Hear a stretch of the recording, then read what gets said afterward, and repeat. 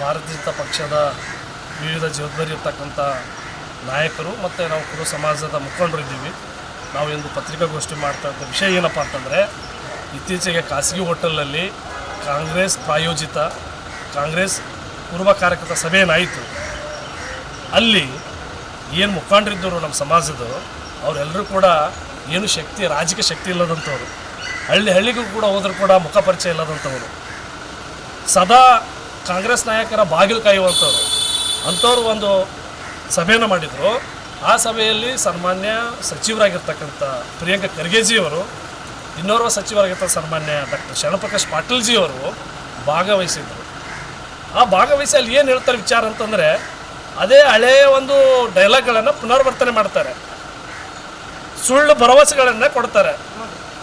40 ವರ್ಷ ಆಳಿದಂಥ ಮಾನ್ಯ ಪ್ರಿಯಾಂಕ ಖರ್ಗೆಜಿಯವ್ರಿಗೆ ಕೇಳಕ್ಕೆ ಕೊಡ್ತೀವಿ, ಒಂದು ಪ್ರಶ್ನೆ ಮಾಡ್ತೀವಿ.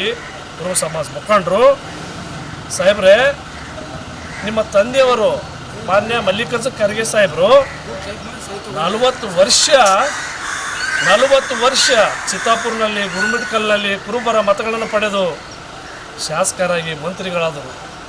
ಕುರುಬ ಸಮಾಜಕ್ಕೆ ಎಸ್ ಟಿ ಸೇರ್ಪಡೆ ಬಗ್ಗೆ ಮಾತಾಡಿದ್ರೆ ಕುರುಬರು ಓಟ್ ಬೇಕು, ಆದರೆ ಕುರುಬರ ಕಷ್ಟಕ್ಕೆ ಸಮಸ್ಯೆಗೆ ಸ್ಪಂದಿಸೋದಿಲ್ಲ. ಈಗ ಕುರುಬ ಸಮಾಜ ಜಾಗೃತ ಆಗಿದೆ. ನಾವು ಯಾರಿಗೆ ಓಟ್ ಕೊಡಬೇಕು, ಯಾರಿಗೆ ಓಟ್ ಕೊಡಬಾರ್ದು ಅಂತಕ್ಕಂಥದ್ದನ್ನು ನಾವು ತಿಳ್ಕೊಂಡಿದ್ದೀವಿ. ನಮಗೆ ಕುರುಬರಿಗೆ ಏನು ಮಾಡ್ತಾರೆ ಎಲೆಕ್ಷನ್ ಪ್ರತಿಯೊಂದು ಚುನಾವಣೆಯಲ್ಲಿ, ಏನು ನಿಮ್ಮ ಸಿದ್ದರಾಮಯ್ಯನವರು ರಾಜ್ಯದ ಮುಖ್ಯಮಂತ್ರಿ ಮುಖ ಸನ್ಮಾನ್ಯ ಸಿದ್ದರಾಮಯ್ಯ ಸಾಹೇಬರು ತೋರಿಸೋದು, ಕುರುಬರ ಮತ ಪಡೆಯೋದು, ಚುನಾವಣೆ ನಂತರ ಕುರುಬರ ಕೈಯಲ್ಲಿ ಚೆಂಬು ಕೊಡೋದು, ಇದು ಕಾಂಗ್ರೆಸ್ ಸಂಸ್ಕೃತಿ.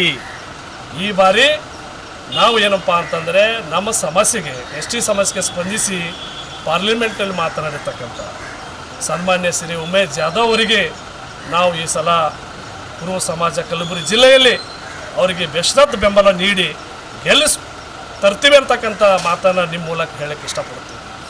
ಇಲ್ಲ ಸರ್, ನನ್ನ ಹೆಸರು ಬಸವರಾಜ್ ಮದ್ರಿಕಿ, BJP, ನಾನು OBC ಮೋರ್ಚಾ ಲೋಕಸಭಾ ಪ್ರಭಾರಿ ಮತ್ತು BJP ಮುಖಂಡ.